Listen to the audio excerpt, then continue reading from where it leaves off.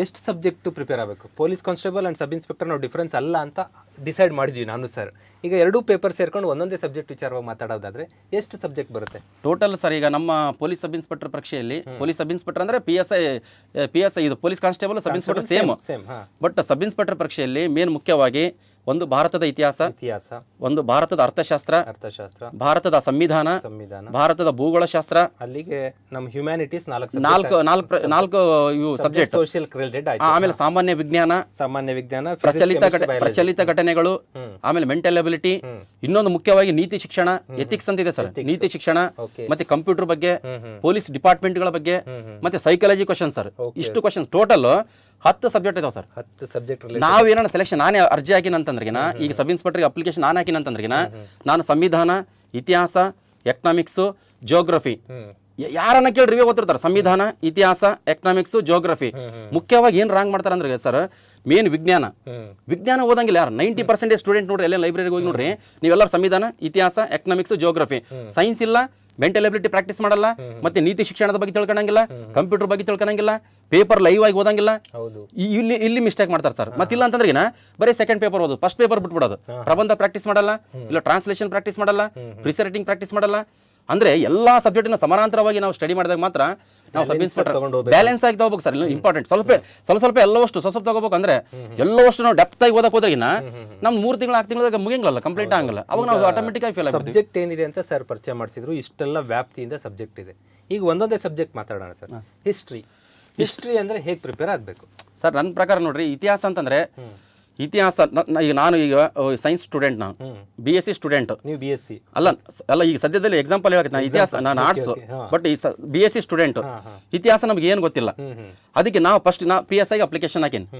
PSI application ಹಾಕಿನಾದ್ಮೇಲೆ first ನಾವು question ಪೇಪರ್ಗಳು, police constable ಮತ್ತೆ PSI ಪ್ರಶ್ನೆ ಪತ್ರಿಕೆ, PSI ಮತ್ತೆ ಪೊಲೀಸ್ ಕಾನ್ಸ್ಟೇಬಲ್ ಪ್ರಶ್ನೆ ಪತ್ರಿಕೆಯಲ್ಲಿ ಇತಿಹಾಸಕ್ಕೆ ಸಂಬಂಧಪಟ್ಟಂತ ಎಲ್ಲಾ ಕ್ವಶನ್ಸ್ನ ಒಂದ್ ಸೈಡ್ ಬರ್ಕೋಬೇಕು ಸರ್ ನಾವು. ಎಕ್ಸಾಂಪಲ್, ಕನ್ನಡದ ಮೊದಲ ಶಾಸನ ಡ್ಯಾಶ್ ಅಲ್ಮಿಡಿ ಶಾಸನ, ಕರ್ನಾಟಕದಲ್ಲಿ ದೊರೆತ ಮೊದಲ ಸಂಸ್ಕೃತ ಶಾಸನ ಡ್ಯಾಶ್ ತಾಳಗುಂದ ಶಾಸನ.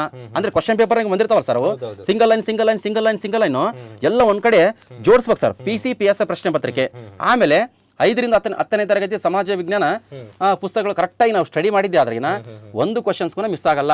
ಇನ್ನ ನಾಲೆಜ್ ಬೇಕಂದ್ರೆ PUC first year second year, ಇತಿಹಾಸ PUC ಫಸ್ಟ್ ಇಯರ್, ಇತಿಹಾಸ PUC ಸೆಕೆಂಡ್ ಇಯರ್, ಇಷ್ಟು ಓದಿಬಿಟ್ರೆ ಸಾಕು. ಹೈ ಲೆವೆಲ್ ಆಗಿಬಿಟ್ಟಿತ್ತು.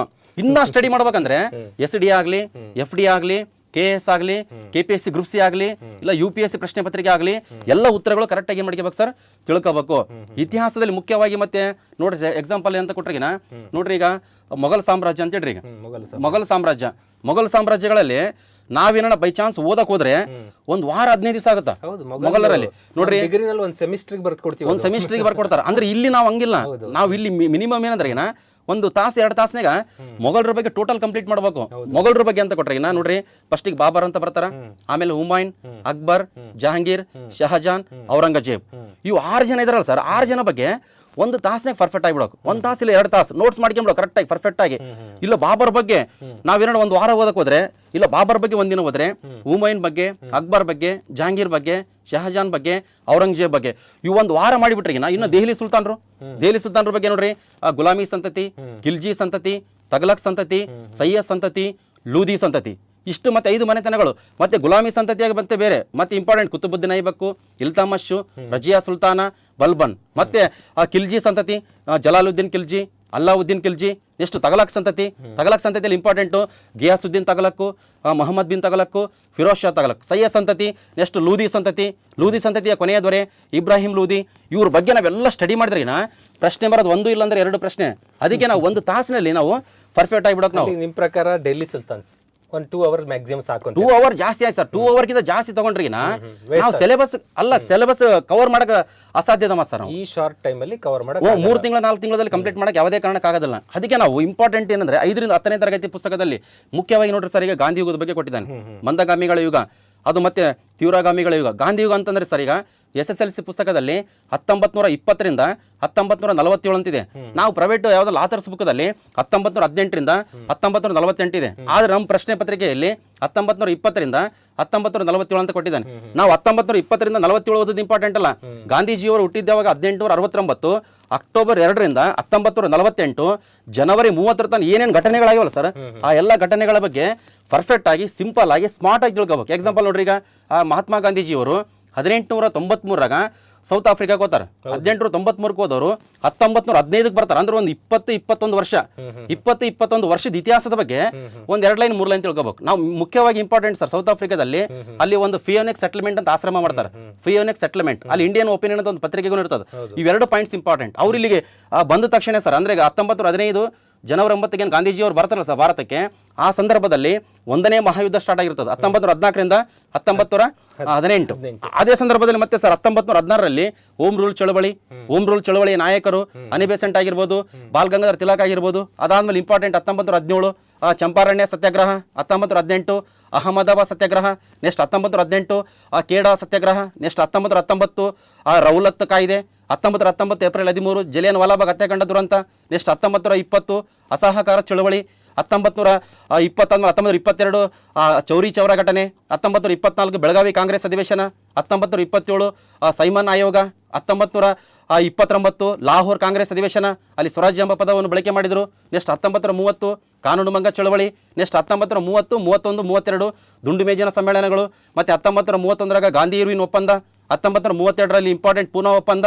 ಈ ರೀತಿ ಅಂದ್ರೆ 1938 ಹರಿಪುರ ಕಾಂಗ್ರೆಸ್ ಅಧಿವೇಶನ, ನೆಕ್ಸ್ಟ್ 1939 ತ್ರಿಪುರ ಕಾಂಗ್ರೆಸ್ ಅಧಿವೇಶನ. ಇದು ನಿನ್ನ ಸೋಲಲ್ಲ ನನ್ನ ಸೋಲು, ಗಾಂಧೀಜಿಯವರು ಇವರಿಗೆ ಹೇಳ್ತಾರೆ ಸಾರಿಗೆ ಪಟ್ಟಾಭಿ ಸೀತಾರಾಮಯ್ಯ. ಮತ್ತು ನೆಕ್ಸ್ಟ್ 1940 ಆಗಸ್ಟ್ ಕೊಡುಗೆಗಳು, ಅದರ ಅಪೋಸಿಟ್ ವೈಯಕ್ತಿಕ ಸತ್ಯಾಗ್ರಹ.